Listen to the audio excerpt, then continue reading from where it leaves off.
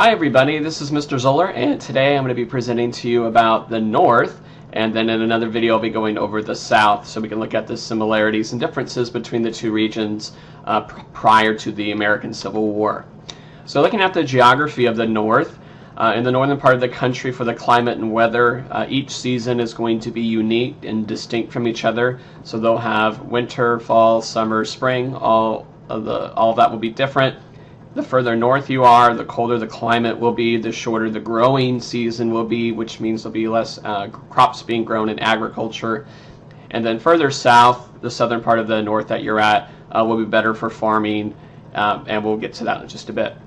For natural features on the coastline in the northern area, it's really rocky, but there are a lot of good bays and inlets. So that means that there's deep water next to the shore, which is going to allow many cities to be built, or like Boston, for instance, and then you're going to have shipbuilding going on there, like you can see over here. So a lot of the harbors and trading places in the United States are going to be taking place in the north because of that. And fishing is going to be prosperous there, shipbuilding, trade, and then we'll even have whaling, which will be important with using whale oil in factories and machines, and that's going to be happening in the north.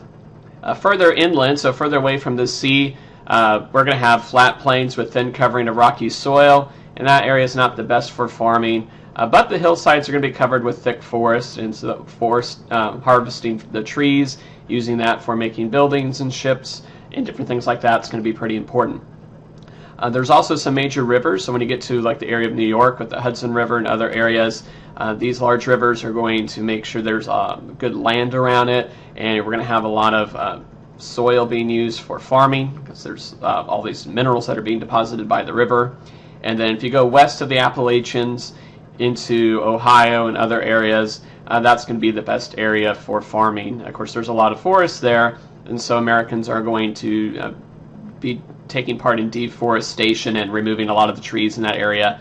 And so by 1850, we're going to have 177,000 square miles cleared for agriculture and for farming in those areas.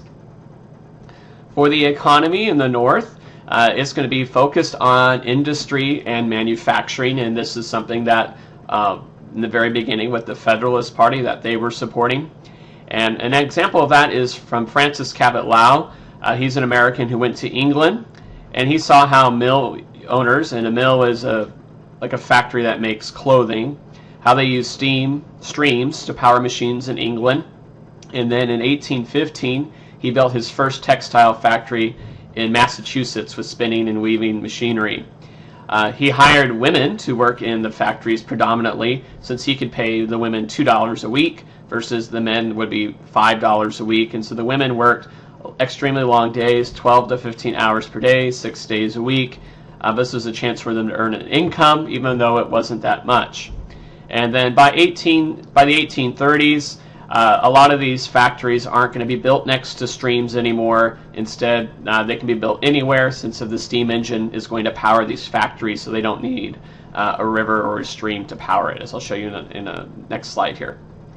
So during this growth of industry, the United States is beginning to go through an industrial revolution, and what that means is that we're going to have production being created more by machines than hand-to-hand skilled workers. And so work is going to shift from craftspeople who are experts in that area to laborers, people just working machines, and it doesn't take a lot of skill to be able to do that.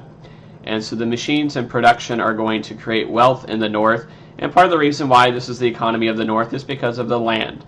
It's not the best for farming, and they're going to be able to manufacture and make things for Americans in both the north and in the south.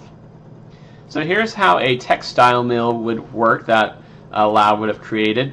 So most of the mills would be located next to a canal, a stream, a river, and as the river current is moving, it would turn a water wheel, which in turn then is connected to gears and belts, and it would cause these to be moving, as you can see the different levels here. And then at each level of the factory, there would be a different source of production going on. And so in the bottom, it would be kind of setting up the design of what's going to be created with carding and drawing machines. And then the next level, you're going to have spinning machines, spinning the fibers of the cotton into yarn or thread. and then at the top level you're going to have power looms, which are then taking that yarn and spinning it into cloth. And as you can see down here in the statistic, by 1855, Allow had 52 mills, and he had 13,000 workers, and they produced 2.25 million yards of cotton cloth a week.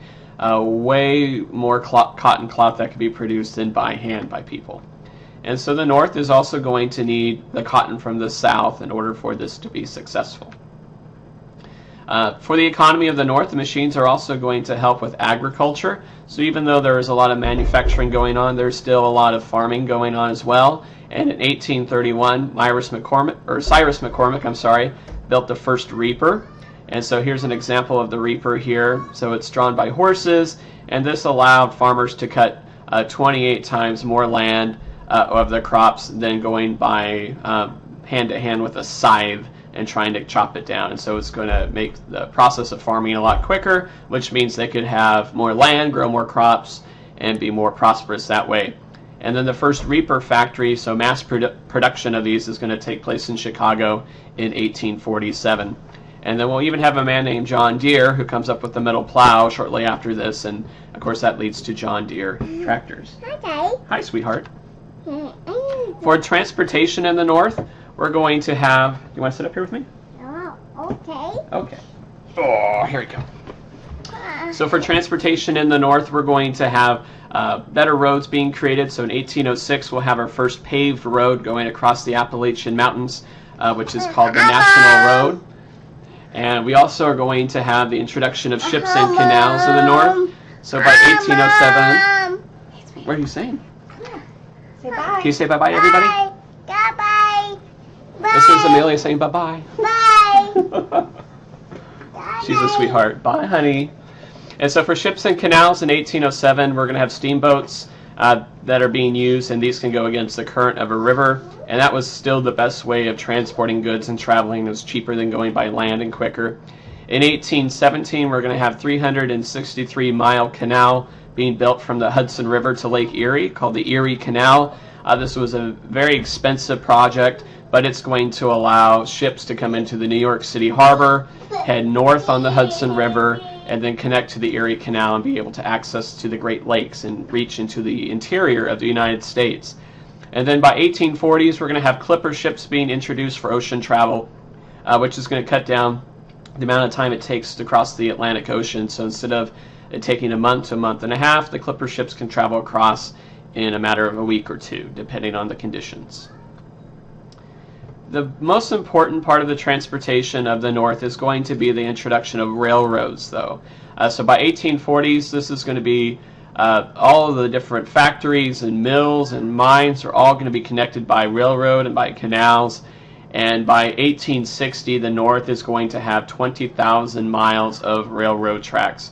And so if you can see right here, the North, you can see the railroad tracks just connecting everywhere to major centers. So here's Chicago right here, St. Louis, New York City, Philadelphia, all these different areas. While down in the South, you can see, yes, they do have some railroads, but they're not fully connected yet. And then by 1860, we even have railroads starting out here in California, even though it's not connected to anything yet. Lastly, for the society of the northern part of the United States, most people still live on farms. Most people are still farmers, so 70% of Northerners in 1860 live on farms. However, there are many people, so 3 out of 10, living in these large cities. And so from 1800 to 1850, cities with more than 2,500 people increased from 33 cities to 237. So there's a huge expansion in cities, and the reason for that has to do with the factories and manufacturing centers being located in those areas. And then from 1840 to 1860, the population of New York is going to be about 1 million people. And then the populations of Philadelphia, Pennsylvania, and Boston, Massachusetts are going to triple in that time period. For African Americans living in the North, it's going to be a lot different than African Americans living in the South. So for one, the African Americans in the North are free. They are not slaves, but they were not treated equally. So they still could not vote, they could not hold office, They could not be on a jury, and then they were not allowed to attend white churches and schools. But they did have much more freedom and independence than African Americans in the South. And there were some African Americans that were free in the South, as we'll learn, but majority of them were slaves. And you can see here on the map, the darker colored area represents how many free blacks were living in as 1 square mile. And so you can see there's a lot here along the coastline, and there's a lot in the north where there's very few in the south. And then finally, one of the reasons why these cities in the north are exploding in population is because of immigration. So between 1845 and 1860, we're going to have over 4 million people, immigrants that arrive, and the two major countries they're arriving from is Germany and Ireland. And most settled in cities where the jobs were found, since for most of the jobs it's going to be manufacturing in factories, so you do not have to be a skilled laborer to be able to work there. And the immigrants coming over aren't, a lot of them aren't going to have those skills. Out of the Germans and the Irish, however, the Irish are going to be facing a lot of discrimination in the north, partly because they'd faced discrimination from the English for many, many years. And of course, we used to be English colonies, so kind of there's a stigma that goes with that. But many of the Irish are poor, and many of them are Roman Catholic, while most Americans are Protestant and are not Catholic. And for some of those reasons, the Irish will be facing discrimination in the United States. Well, that's all I have for you today for this screencast on the North. This is Mr. Zoeller signing out. Have a great day.